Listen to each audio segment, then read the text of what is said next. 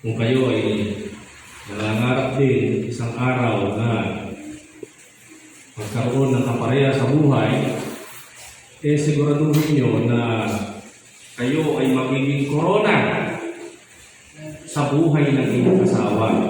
Amen? Okay? Siguraduhin nyo na kapag kayo ay nag-asawa, kayo ay magiging korona ng inyong asawa. Koronang ginto, hindi koronang tinig. Brad, kumusta yung asawa mo? Corona ba? Oo, basta koronang tinig. So, sana koronang ginto. Okay? Alam niyo sa Proverbs may nakasulat na he that findeth a wife, sabi niya, findeth a good thing. Okay? Ayan, nasa Proverbs yan. Yan, sumaydan niya tayo dyan. Ayan, yung mga kabataan, alam ko naman magiging kayo sa mga love story. Pero hindi lahat ng love story na napapanood niyo sa TV, tama, no?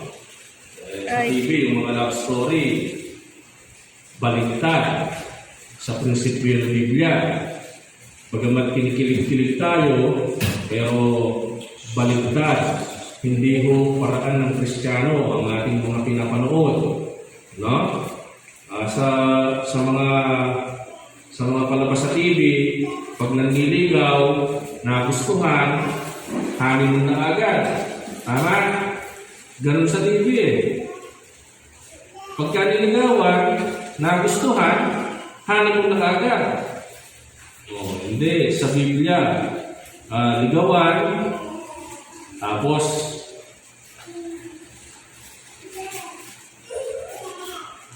ng ligawan, dating muna. Ibig sabihin, getting to know muna. Getting to know each other. Bawal pang touching pag hindi pa kasal. Right. Malinaw ba yun? Bawal pang touching pag hindi pa kasal. Pag kasal na, doon na yung honeymoon. Kaya lang ang ginagaya ngayon ng marami, yung napapanood sa TV. Dahil walang gabay ng magulang, yung napapanood sa TV, yun ang ginagaya. Kaya ngayon, yung mga kabataan na nagliligawan, ganun yung idea. Pag nagkagustuhan, katulad sa TV. Di ba? Ayan. Ito ating lagi. Whoso findeth a wife, findeth a good thing. Pastor, kita mo na kapag nakapag-asawa ka, ibig sabihin pala nakasumpong ka na mabuting bagay. Ganda nga naman, no? Tama nga naman, no? And obtain favor of the Lord. Ibig sabihin nakatanggap ka ng pabor sa Diyos pag nakapag-asawa ka. Tama? Mali. Ang ibig sabihin niya, kapag ang isang lalaki ay nakasumpong ng isang babae na isang wife material. Naintindihan mo rin yan?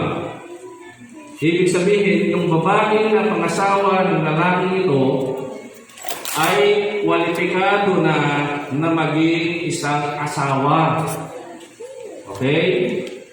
Hindi yung sinasabi nila sa panahon ngayon na may kasawa yan, nalayang balo. Hello? Nandiyan pa ba kayo? Bonus ng message ito Walang bayad to. Bonus lang to. Naintindihan nyo yung ibig sabihin nito? Kasi nung unang nabasa ko, kabataan pa ako Akala ko, pag nakasintong ako ng mapapangasawa, nakatagpo na ako ng mabuting bagay at saka favor sa Panginoon. Mali pala yun. Hindi yung basta-basta ka nag-asawa, hindi. Ang sinasabi nito, lalasan mo yung paningin mo, ikaw na lalaki, at ikaw na babae, i-train mo yung sarili mo habang dalaga ka, upang kapag dumating yung panahon, nakapag-asawa ka, ikaw yung maging good thing. Tanungin ko kayo, lahat ba ng nakakapag-asawa, good thing ba yung nasusumbungan? Hindi, di ba? Sigurado ako may mga kapitbahay din na yung nakapag-asawa ng parang kumuha ng bato at pinupok sa kanilang mga ulo. Tama? Hello, narinig pa ba kayo? Parang iba, yung si, ganyan.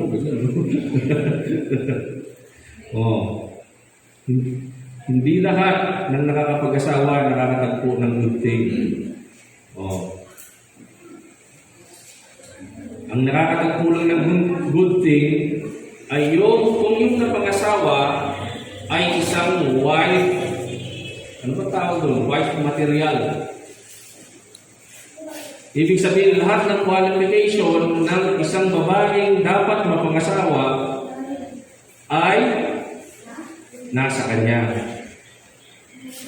May katwiran ng iba ngayon na sinasabi nila, gusto mo ng tagaluto, gusto mo ng tagasain, gusto mo ng tagalinis. Hindi asawa kailangan mo katulong. Ganun yung katwiran nila. Church service.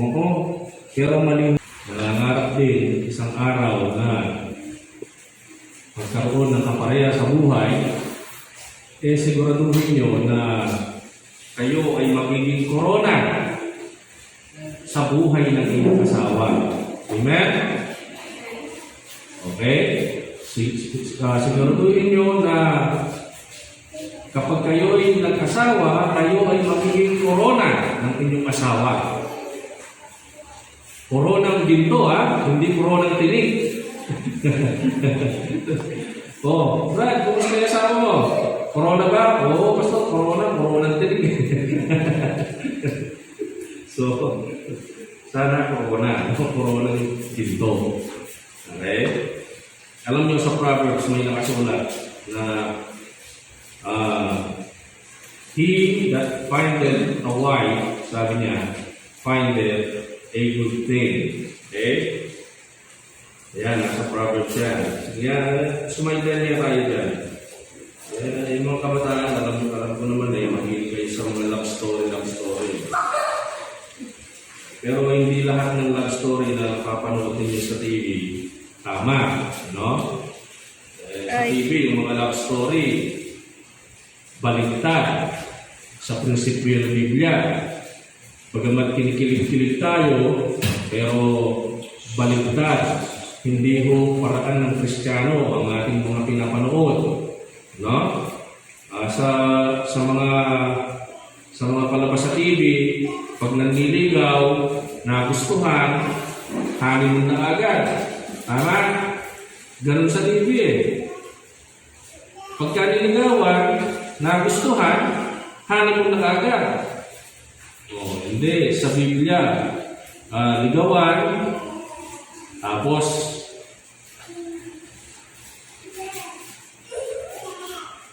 ng ligawan, dating muna.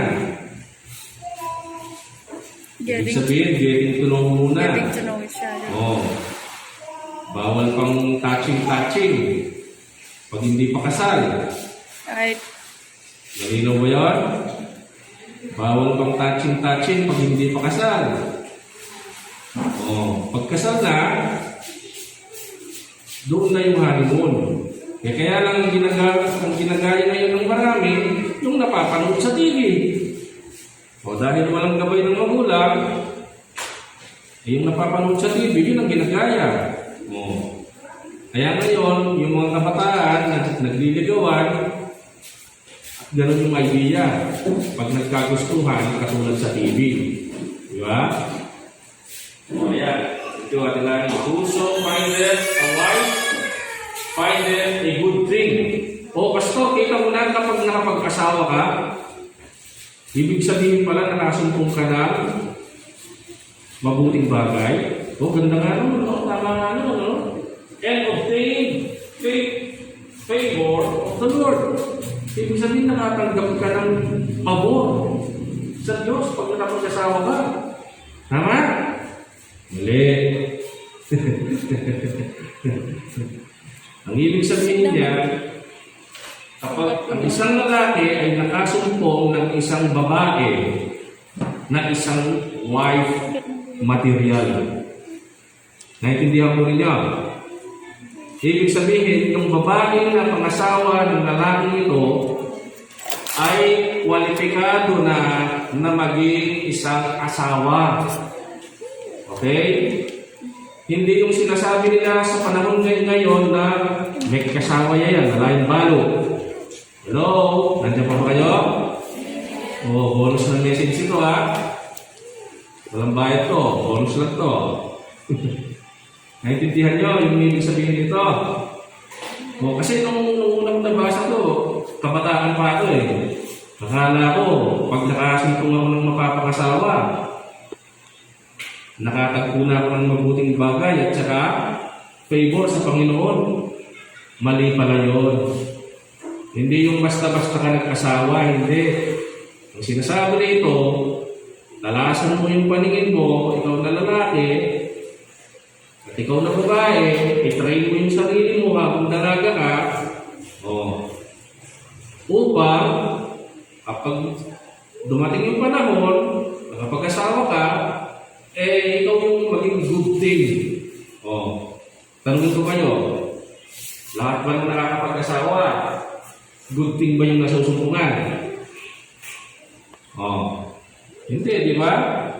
Sigurado ako may mga kapitbahay din ba yung nakapag-asawa ng parang kumuha ng bato at pinukpok sa kanilang mga ulo. Tama? Hello, nandun pa ba kayo? Parang iba, yung si, ganyan. Hindi lahat ng nakakapag-asawa nakakatagpo ng good thing. Ang nakakatagpo lang ng good thing ay kung yung napag-asawa ay isang wife, ano ba tawag doon? Wife material. Ibig sabihin, lahat ng qualification ng isang babaeng dapat mapag-asawa ay nasa kanya.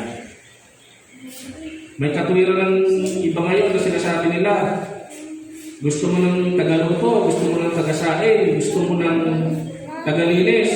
Hindi asawa kailangan mo katulong. Ganun yung katuwiran nila. Church service. Oo. Pero maliho yun, mga kapatid. Ayon sa Biblia, ang bahay ay ang kaharian ng asawang babae. Nandiyan pa ba kayo? Ayon sa Bible, yung bahay ng mag-asawa, okay? Yan ang kaharian ng asawang babae. So, kung anong itsura ng bahay, ganun ang buhay ng naghahari. So, dapat, bilang asawang babae, you rule well in your house. Na pwede nang mag-asawa. Hindi katulad sa panahon ngayon, Sa panahon ngayon, may pa ngayon, may trial and error pa Di ba? Mabuktot ko, mabuktot na ako ng boyfriend ko. Ha?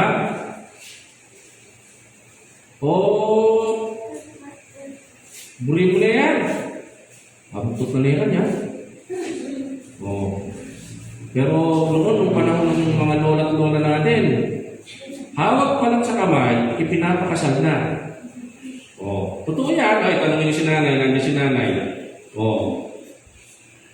Noon, pag ginawa ko yung kamay, tay, teka na akong gamat. Pakasal ka na lang. Ganun noon. Di ba nanay? Ganun noon. Kaya konservatibo.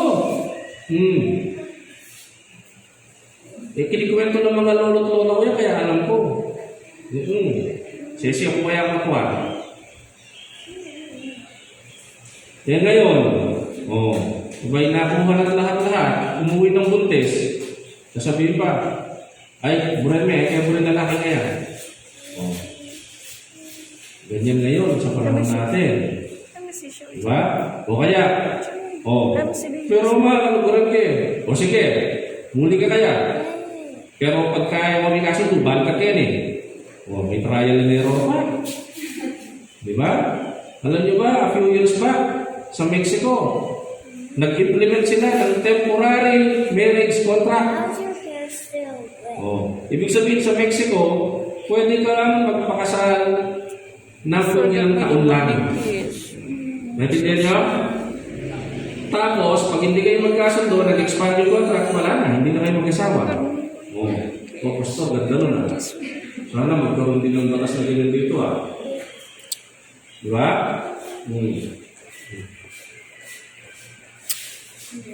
Temporary marriage contract.